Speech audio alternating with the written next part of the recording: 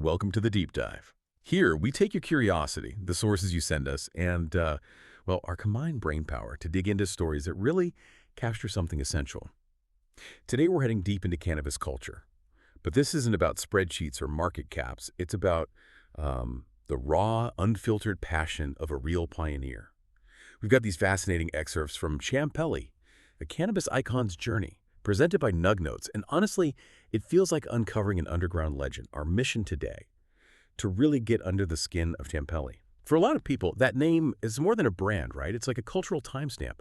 It stands for an era of authentic cannabis growing, innovation, and this kind of accidental, almost street-level branding. We'll trace his path from these incredibly humble beginnings in San Francisco, almost clandestine, really. Then look at his rise, influencing music, streetwear, and finally his sort of quiet but really impactful return. Expect some surprising details and hopefully a much deeper feel for what it takes to build a legacy just on pure craft. Yeah, what's really compelling here is how Champelli's story reflects the whole evolution of cannabis culture itself. Moving from these hidden, instinct-based grows to, well, the complex industry we see emerging now. But it's more than just cannabis, isn't it? It's a story about entrepreneurship, about serious resilience under pressure, and about how authenticity can build a brand long before, anyone had marketing strategies for this stuff. We're not just talking strains, we're exploring how a whole cultural movement gets built, often way outside the mainstream spotlight.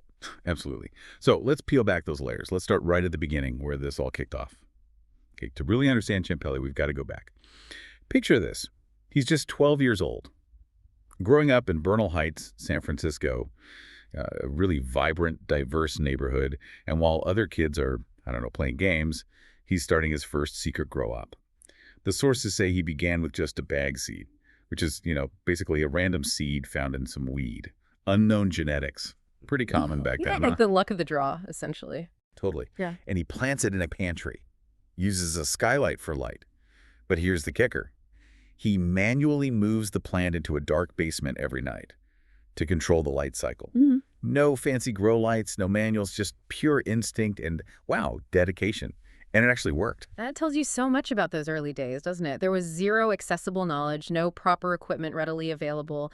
It really spotlights a time when innovation came from, well, pure necessity Right. and maybe a really deep intuitive feel for the plant itself. It wasn't about following instructions. It was just raw experimentation, driven by curiosity, I guess. Yeah, huge contrast to today's high-tech setup. Absolutely. That kind of raw ingenuity, it laid the groundwork. It's this experiential knowledge that came before all the science we have now. And honestly, the sheer audacity of trying that at 12, pretty amazing. It really is almost hard to picture. That kind of self-sufficiency from the start and that early success, it must have sparked something big because by his teens, he dropped out of school. He was flipping indoor rooms on Woodward Street, basically converting apartments or houses into grow spaces. Right, setting up dedicated cultivation spots. He wasn't just growing anything. He was working with strains like skunk and OG. But he got obsessed. He was hunting for this one specific cut, a certain phenotype, Yeah. something with these sweet, fizzy citrus terps. Ah, the terpenes, the flavor and aroma compounds. Exactly. And that unique smell, the specific profile, it became known as the champagne nose. Mmm. And that's it. That's how the Champelli strain and the name itself was born. Out of this hunt for a unique sensory thing. He was basically creating an exotic before anyone even used that word for weed. That's a crucial point. It took real courage, to focus on something so specific, so nuanced like that champagne nose. Back then, the market was mostly about potency, maybe yield. He was chasing a flavor experience, like a winemaker or a coffee expert, but totally self-taught and working underground. He was recognizing the importance of terpenes long before they became this, mainstream buzzword, before science fully mapped them out. So chasing that one profile, it didn't just create a strain. It basically pre-programmed the desire for what we now call exotics.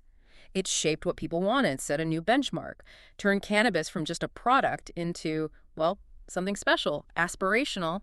He educated the market's taste, essentially. That's wild. But his influence, it didn't stop it growing, did it?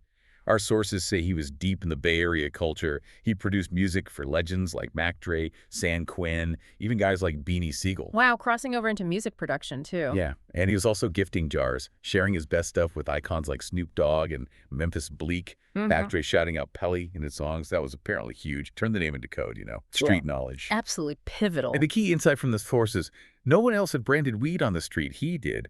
How revolutionary was that back then? Oh, completely.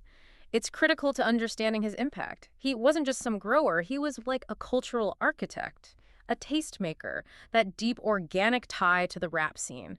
That gave him a kind of branding that, frankly, modern marketing teams dream of replicating. Right, it wasn't forced. Not at all. It was built on street cred, mutual respect, getting shout-outs from Mac Dre. That's not advertising, that's authentic endorsement. Yeah. It made Pelli more than just weed. It became a lifestyle symbol, something to aspire to. It just shows the power of word of mouth and, organic influence way before social media took over. And it created this dynamic where, because it was scarce, it became even more desirable, part of the allure. Okay, so he's building this almost mythic brand, organically woven into the culture, but, operating in that world. Federal attention eventually ramps up. Sources say a big case was developing. And Champelli, facing indictment, he vanished. Disappeared before indictment is the phrase used. Went underground. Totally off-grid. Kept growing, but under aliases. In Barcelona, Amsterdam, Mexico, and back home. Chaos, kind of. Fake cuts flooded the scene. The real deal was gone. But weirdly, the legend, the demand, it just got stronger. What does that whole disappearance saga tell us about reputation and authenticity? It's fascinating, right? That forced absence, while obviously a huge personal challenge for him, it paradoxically just amplified the myth. It created this vacuum, sure, and yeah, imitators jumped in. But that only made people want the original more intensely.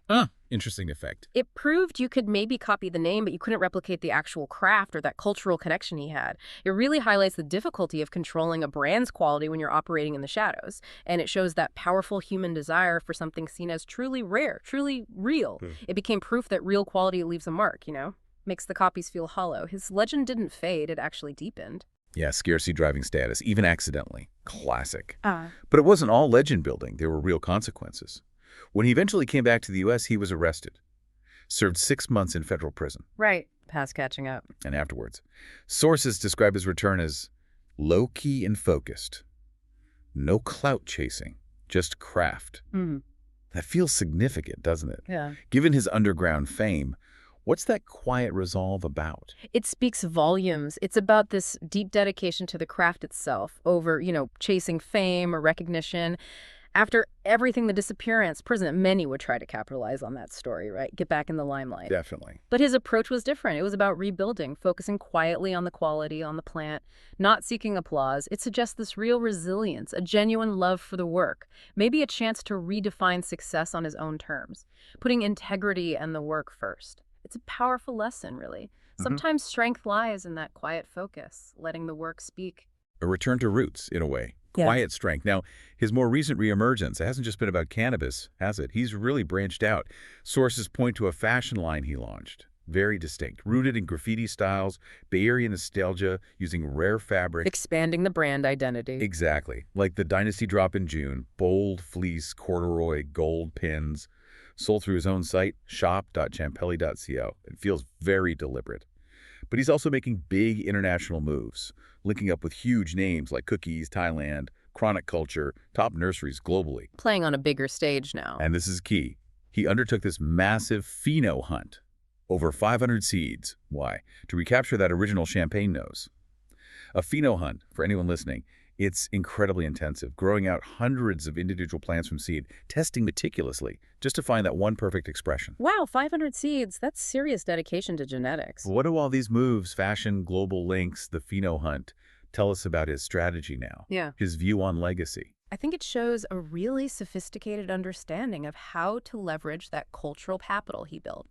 It's strategic, the fashion line. It's not just merch. It connects back to that Bay Area identity, the street culture that birthed the brand. It engages his audience authentically, but differently. The international partnerships, like with Cookies, that validates his expertise on a global scale. It shows he's relevant way beyond California. And that huge pheno hunt, That's not just R&D, that is pure commitment to preserving the core of his legacy. It's about ensuring the authenticity, that specific quality he built his name on, survives and evolves. It's respecting the origins while moving forward. It's really a holistic approach. And at collaborations lately, they're pretty impressive too. Our sources mentioned his splash at Spanibus in 2025, debuting breeding grounds with Sensi Seeds, releasing strains like Mimosa Sunrise XXL, Raspberry Critical Kush, LA Sugar, described as an evolution of legacy genetics. Working with Sensi Seeds, that's major league in the breeding world. Absolutely. Plus, collabs with sluggers worldwide on minis and blunts, more strains with Sensi, Bosky's genetics for the Champelli drop, which, by the way, placed third at its Olympics. That's a serious competition known for tough judges. High praise indeed. And Fidel's for an iconic hash hole pre-roll. This list, it feels like more than just random partnerships. Oh, definitely not random. These are highly strategic alliances.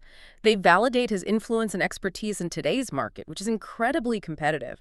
Partnering with a giant like Sensi Seeds, that gives huge credibility and reach. It shows his genetics aren't just history, they're still evolving, still innovating. Right. Then working with craft-focused brands like Sluggers, Bosky's, Fidel's, that keeps him connected to the cutting edge, the connoisseur market that values quality and novelty. And that phrase, evolution of legacy genetics, that's key. It's building on that authentic foundation, adapting it, but staying true to the original spirit. It proves pioneers can stay relevant, even continue to shape the industry through smart collaboration and never losing sight of quality. So when we boil it all down, what does this incredible story of Champelli mean for you listening right now? Well, before the huge brands, the slick packaging, the global players like Cookies or Runts, there was a Pelli. His story isn't about big marketing spends. It's about lasting impact, built on something tangible, rare terps, rare cuts, rare cloth. Yeah. It's about being consistently, relentlessly authentic. Yeah, Champelli's journey is just this powerful reminder that real innovation, it often comes from instinct, from passion, from this unwavering commitment to quality above everything. His ability to basically define exotic before the word existed in this context, to influence culture right from the street level, and then to come back with such quiet focus after facing serious adversity. It offers these deep insights into resilience, into myth-making, and honestly, the enduring value of authenticity. In any industry, not just cannabis, some legacies are just too real, too potent to fade away. Couldn't agree more. His whole life seems like a masterclass in staying true to your craft while still evolving, adapting, but never selling out your core identity. And maybe that leaves us with one final thought for you to chew on. In today's world, increasingly commercial, often standardized, sometimes pretty superficial, how does an icon like Champelli, whose whole brand was built on discretion, authenticity, scarcity, how does someone like that not just survive, but actually thrive? How does he keep defining what's real and rare for a whole new generation? What lessons can we take from his journey about holding on to integrity, that genuine connection, when faced with mass production and endless imitation? We really hope this deep dive into Champelli's amazing story has given you some food for thought, maybe a new perspective on where modern cannabis culture came from. Thanks so much for joining us, and we'll catch you on the next deep dive.